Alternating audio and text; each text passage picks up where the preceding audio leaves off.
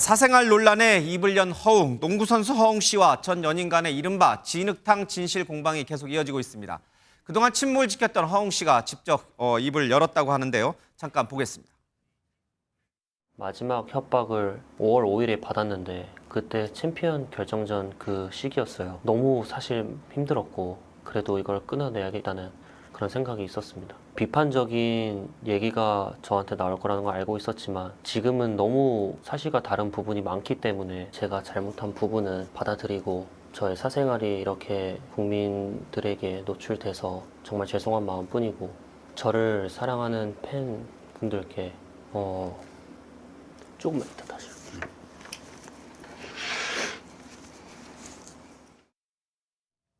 예, 눈물까지 흘리면서 처음 인터뷰에 응한 허웅 씨의 모습을 봤습니다. 이담화 아나운서, 이게 어떻게, 그러니까 처음에 어떻게 이 논란이 좀 불거진 건가요?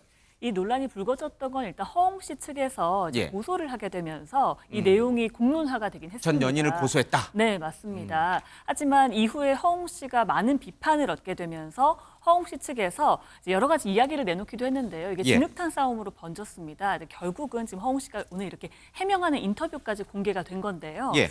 일단 허웅 씨가 최근에 특히 논란이 됐던 부분 중에 하나인 전 연인의 이제 임신, 두 번째 임신 사실 알게 된 이후에 허웅 씨가 전 연인을 대했던 태도와 관련해서도 해명을 내놨습니다. 예. 그 내용은 이제 메신저 내용이 공개가 되면서 좀 한번 비판이 일었었는데요. 허웅 씨 전 연인이 두 번째 임신 사실 관련한 이야기를 이제 메시지로 하고 있는데 허웅 씨가 나 지금 일단 골프하잖아라고 하면서 약간 성의 없는 태도를 보였던 부분이 있었습니다. 이걸 갖고 많은 누리꾼들이 비판을 쏟아냈었는데요. 이와 관련해서 좀 해명을 내놨습니다. 한번 들어보시겠습니다. 부분만 보여진 거고 모든 카톡은 다 가지고 있지만 두 번째 임신에 관해서는 사실 그때 좀 의심스러운 상황이 있었는데 본인의 아이가 아닐 수도 있다, 뭐 이런 취지의 의심인 건가요? 네, 그 당시에는 그런 상황이 있었지만 그래도 저는 공인이고 책임져야 될 부분이 있다고 생각하기 때문에 죄라고 생각하고 최선을 다하고 노력했습니다. 그래도 그쪽에서 죄라고 확신을 하고 주장을 하니까 제 입장에서는 그 사람이 좋았고 사랑했기 때문에. 그러니까 두 번의 임신 중절 수술까지 받았는데 그거를 허웅 씨가 또 강요했고 또 골프 치니까 이따 얘기하자는 식으로 나 몰라라 하는 척도 했고 뭐 이게 이제 여자 쪽의 주장이고 허웅 씨는 뭔가 돈을 요구한 정황도 있고 또 본인을 스토킹하고 뭐 이런 식으로 해서 이제 진흙탕 싸움으로 번진 것 같은데 지금 마지막에 한 말을 들어보니까 본인이 참았다. 참은 이유는 사랑했기 때문에 그렇게 얘기를 하는 것 같아요. 예, 근데 그 끝은 결국은 지금 고소전으로 번질 수밖에 없었는데 여러 내용 중에서 아직은 시시비비를 가릴 수 없습니다. 근데 분명한 팩트 중 하나는 그 전 연인이 두 차례 임신 중절을 했다는 겁니다. 그 부분에 대해서 어떠한 이유 영화를 막론하고 그거 자체는 잘못된 게 아니냐라는 대중적 질타가 이어지는 거죠. 그 끝에 이 인터뷰가 나왔고 허웅 씨의 얘기는 둘째 아이는 나의 아이가 아닐 수도 있다는 가능성에 대해서 언급을 했던 겁니다. 그럼에도 불구하고 그때는 왜 그냥 넘겼냐 이 부분에 대해서 나는 공인이고 책임져야 할 부분이 있다. 그리고 더 나아가서 전 연인을 사랑했기 때문에 이 모두 끌어안으려고 했다는 입장을 보이고 있는데 아까 말씀 주신 것 중에서 이제 골프 치는 중이잖아 이 대응. 지금 그 아이의 임실 중절을 두고서는 전 연인은 굉장히 심각한 상황인데 골프 치는 중이니까 지금은 말할 수 없다는 얘기 자체가 굉장히 부적절했다는 얘기가 있었죠. 이거에 대해서 잘못은 인정을 하고 있다고 합니다. 그렇지만 전체를 봤을 때 그건 부분이고 전체를 보면은 나 굉장히 좋아했던 사람이고 그래서 더 노력을 했다라는 게 지금 허웅 씨 쪽의 주장입니다. 그럼에도 불구하고 처음 입장이 나올 땐 이런 얘기 없었거든요. 지금 허웅 씨가 대중들한테 그다지 지지를 받지 못하는 이유 중에 하나는 이런 식으로 입장이 번복되고 무언가 새로운 얘기를 첨언하는 과정에서 과연 어디까지를 믿을 수 있는지 신빙성이 흔들리고 있다고 볼 수 있습니다. 예. 자, 그러면은 이에 대한 허웅 씨 전 연인 쪽의 변호인의 얘기를 들어보겠습니다. 27일 날 또 임신 확인을 하는데 너무 작아서 정말 자세하게 봐야 확인이 된다라고 하는 걸로 봐서 임신 2주 정도 극초기로 추정이 되고요. 그렇다면 허웅 씨와 관계에서 임신이 되었다는 게 강력하게 추정되거든요. 그리고 허웅 씨의 이야기는 그냥 막연한 추측이라고 생각하고 있습니다. 하재근 평론가님, 이게 참 부부관계, 이불 속에서 일어난 일을 갖고 우리가 제3자가 얘기할 수는 없어요. 그렇죠? 그래서 이게 정말 허웅 씨의 애가 맞는지 아닌지를 갖고서 이렇게 당사자들끼리 이게 이렇게 치고박는 게 이게 진실을 밝히는데 도움이 되는지 모르겠습니다. 지금 누구 말이 맞는지 알 수가 없는 예. 상황인 거예요. 서로 정반대 주장을 지금 하고 있거든요. 근데 거기에 대해서 뭐 객관적인 무슨 증거가 지금 나온 것은 아니고 예. 그런 상황인데 이 두 번째 임신과 관련해서도 허웅 씨는 그 아이가 내 아이인지 뭔가 의심스러운 지점이 있었다라고 지금 주장을 한 거잖아요. 예. 근데 허웅 씨 전 연인의 변호인은 뭐라고 얘기했냐면 그 허웅 씨 전 연인이 허웅 씨로부터 폭행을 당했었다. 아, 폭행을 당했다. 폭행을 당했었다. 폭행당하고 나서 바로 이어서 그 원치 않는 성관계까지 있었다. 그러고 나서 2주 정도 지난 후에 두 번째 임신 사실을 알게 됐다. 예. 그렇게 주장하고 있는 겁니다. 그래서 뭐라고 얘기했냐면 폭행에 이은 원치 않는 성관계의 경우에 데이트 강간에 해당할 소지가 있다고 생각해서 이 사안에 대해서 고소가 가능한지 현재 법률 검토 중에 있다. 이렇게 이야기하고 있습니다. 지금 이거는 이제 허웅 씨의 전 연인의 변호인 쪽에서 이제 주장하는 바이고 그렇죠? 그렇습니다. 예. 근데 지금 얘기를 들어보니까 폭행이 있고 또 그 다음에 원치 않는 성관계가 있었다. 이제 이렇게 좀 주장을 하고 있습니다. 자, 폭행까지도 의혹 제기가 좀 나오고 있는 상황인데 이에 대한 얘기는 이제 한번 저희가 전해드린 적이 있으니까 같이 이 얘기와 함께 허웅 씨는 이 폭행에 대해서 어떻게 생각하는지 또 들어보겠습니다. 사건 있었잖아. 인정할 거 인정하고 네가 사과하면은 내가 사건 안 만든다고 했는데 네가 똑같잖아. 니네 엄마랑 똑같이 아니야? 네가 나 때려가지고 이빨 부러졌고 네가 네 이미지 생각한다고 나 병원 한 번 안 데리고 갔고 호텔 그 옆에 사이드 쪽에서 그런 일이 일어났는데 서로 다툼 속에서 그 친구가 이제 저를 잡았는데 그거를 뿌리치는 사실 과정에서 그 친구가 라미네이트를 했는데 그 손에 맞았어요. 그 과정 속에서 하나가 툭 떨어졌는데 그거 가지고 두 분이 술을 마시다가 말다툼이 생겼고 여자분이 먼저 멱살을 잡아서 이를 밀치면서 손이 여자분 얼굴에 닿았다. 이 정도라고 얘기했는데 이해 파단 정도로 봤을 때 그것보다는 좀 더 강한 충격이 있었을 것으로 예상하고 있고요. 그러니까 이게 지금 여자 쪽에서는 이빨이 부러졌다 이렇게 이제 얘기를 하고 있는데 허웅 씨 쪽은 이게 라미네이트라고 왜 이제 치아에 이렇게 붙이는 형태로 이렇게 보정 치료하는 게 있어요, 그렇죠? 그게 떨어졌을 뿐이지 이 생리가 이렇게 부러진 건 아니다. 이제 이렇게 얘기를 해서 폭행의 강도가 어느 정도냐 가지고 양쪽이 지금 실갱이를 벌이고 있군요. 그렇습니다. 형법적으로 봤을 때는 이건 예. 단순 폭행을 넘어서 폭행치상 내지 과실치상의 문제가 될 수가 있습니다. 예. 우리가 그게 보철이라든가 아니면은 의수, 의족 이런 부분도 신체의 일부이기 때문에 그것이 탈락됐다라고 하면은 그것은 상해로 봅니다. 예. 그렇기 때문에 상해의 고의냐, 폭행의 고의냐, 아니면 폭행의 어떤 성립 여부가 본인이 어떻게 보면은 그 본인의 어떤 손에 맞아서 예. 어떤 전 여자친구의 어떤 치아가 탈락된 건 맞지만 그것이 여자친구가 멱살을 잡아서 한마디로 여자친구가 나한테 폭행을 했기 때문에 그에 대한 소극적 저항 과정에서 그와 같은 일이 있었느냐 이런 부분은 법적으로 처분이 달라질 수가 있거든요. 예. 말씀드린 것처럼 일단 지금 그 허웅 씨 측 같은 경우에도 본인이 어쨌든 본인의 손에 맞아서 치아가 탈락됐다는 그게 치아가 아니고 설령 라미네이트 의치라 한다 하더라도 예. 상해가 성립되는 데서는 문제가 없습니다. 다만 말씀드린 것처럼 이게 단순 폭행이 되느냐 아니면은 정당 방위가 되느냐 요 주장이란 말이에요. 예. 그런 한마디로 적극적 폭행에서 소극적 저항하는 과정에서 이런 결과가 나왔기 때문에 본인은 고의로서의 어떤 폭행 내지 폭행치상은 안 된다라고 하지만 그럼에도 불구하고 이게 정당 방위가 성립되느냐 현실적으로 정당 방위가 성립된다고 보기는 상당히 어렵지 않을까 저는 뭐 제 개인적인 제3자로서의 법조인으로서의 생각인데요. 결국 쌍방 폭행 나아가 이 허웅 씨 같은 경우에는 폭행치상 내지 과실치상이 성립될 가능성 현실적으로 좀 더 있을 수 있기 때문에 아마 이런 부분에 있어서는 지금 허웅 씨 측의 적극적인 대응이 필요한 것이 아닌가 생각합니다. 여기서 궁금한 거. 네네. 지금 이 전 연인 쪽, 여자 쪽에서는 지금 폭행이 있었다라고 얘기를 하고 있고 허웅 씨 쪽에서는 그 여자가 그러니까 전 연인이 자신의 멱살을 잡아서 이걸 뿌리치는 과정에서 이 라미네이트가 떨어졌다. 그 정도에 맞습니다. 불과하다라고 하는데 여자 쪽에서 그러니까 신체적으로 남자보다 허웅 씨는 뭐 농구 선수잖아요. 힘이 세잖아요. 그런 농구 선수의 멱살을 잡았을 때 그 힘이 센 남자 농구 선수가 뿌리치는 거 이게 정당방위에 해당됩니까? 그렇기 때문에 제가 말씀드렸듯이 예. 실제로 쌍방폭행 과정에서 정당 방위는 현실적으로는 아주 예외적으로 인정이 됩니다. 물론 뭐 싸움을 말리는 과정에서 그런 일이 있었을 경우에 예외적으로 예. 어떻게 보면 정당 방위가 성립됩니다만 허웅 씨 같은 경우에는 신체가 건장하고 이게 키가 큰 농구 선수 아니겠습니까? 예.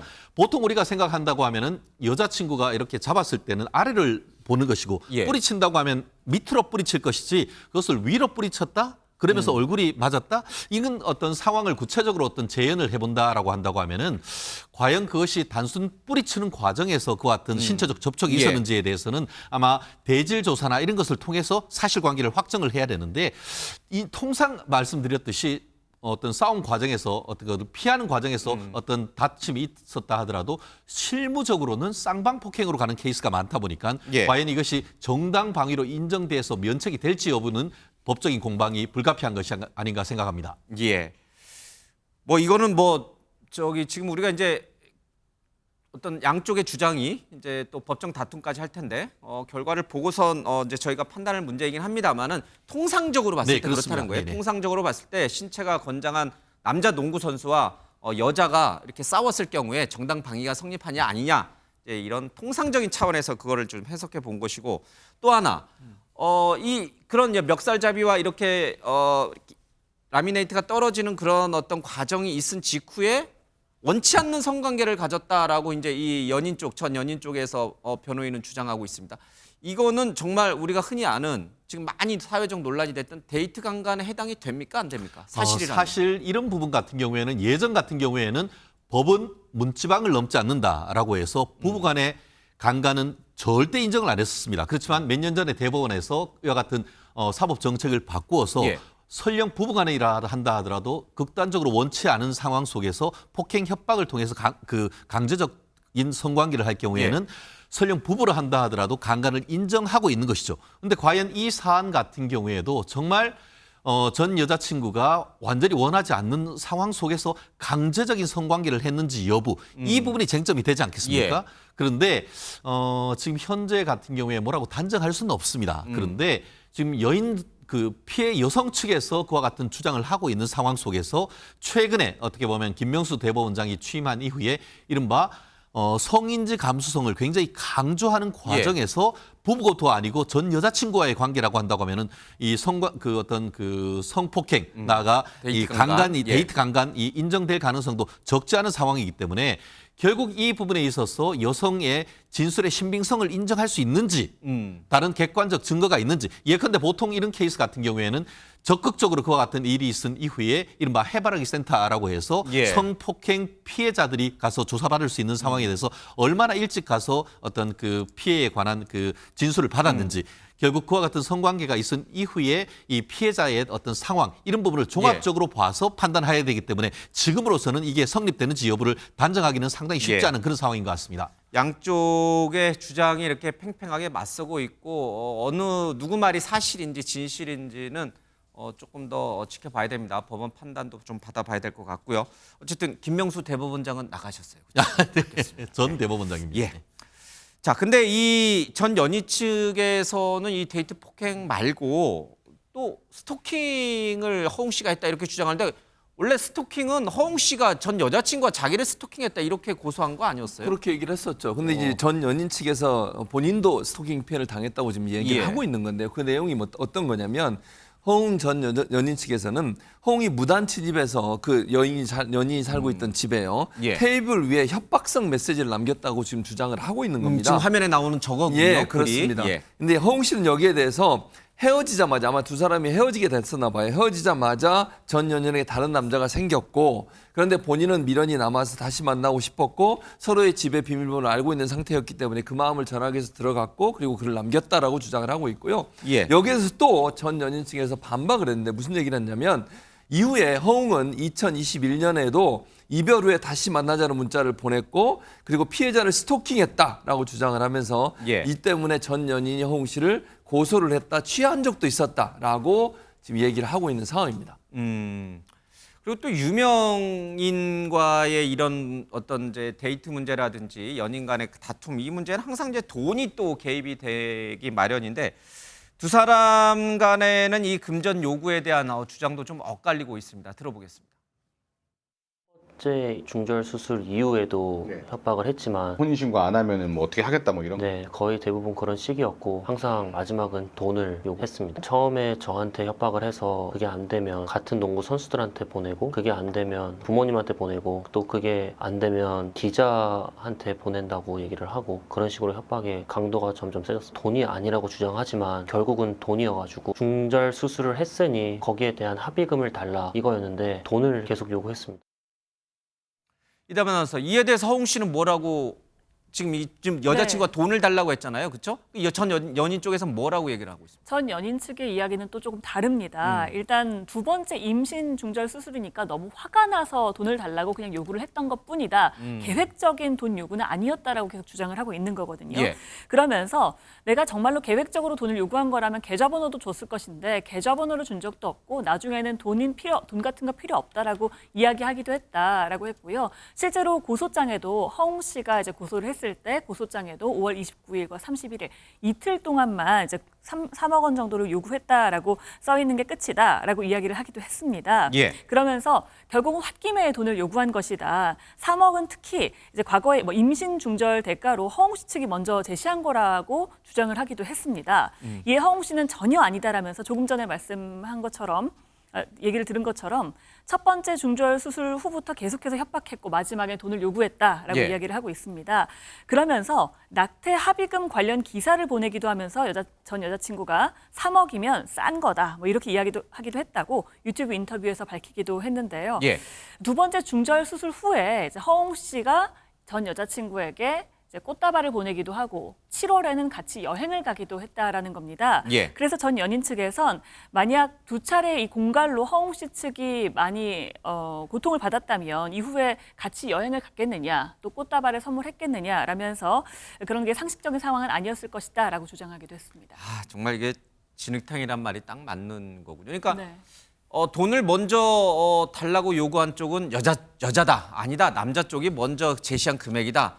홧김에 돈을 달라고 한 거지 뭐 내가 그걸로 돈을 뜯어내려고 했던 건 아니다. 무슨 소리냐? 구체적으로 뭐 기자에게 협박까지 해가면서 돈을 뜯어내려고 했다. 뭐 이게 계속 맞서는 것 같아요. 변호사님이 보시기에 이게 홧김에 돈을 달라고 한 거 이게 공갈 협박에 해당이 됩니까? 사실 저희가 실무상 이혼 사건을 하다 보면은 정말 치열하게 정말 영화 유명한 부부싸움으로 유명한 장미의 전쟁 이상의 어떤 법정 다툼을 하다가 판결 선고 앞두고 저한테 와서 손잡고 합의했습니다. 화해했습니다 하면서 계속 잘 살겠다는 그런 케이스도 있습니다. 그렇기 진짜요? 때문에 예. 연인 관계는 도대체 어떤 사안이 있었는지는 알기가 어려운 것이죠. 다만 그럼에도 불구하고 지금 그 허웅 씨 말이 사실이라고 한다고 하면은 처음에는 이 허웅 씨가 농구 선수니까 농구 선수 옆에 있는 사람들한테 이런 거를 얘기하겠다. 그래도 뭐 돈을 얘기를 안 들어주니까 이젠 부모한테 가서 뭘 이러겠다.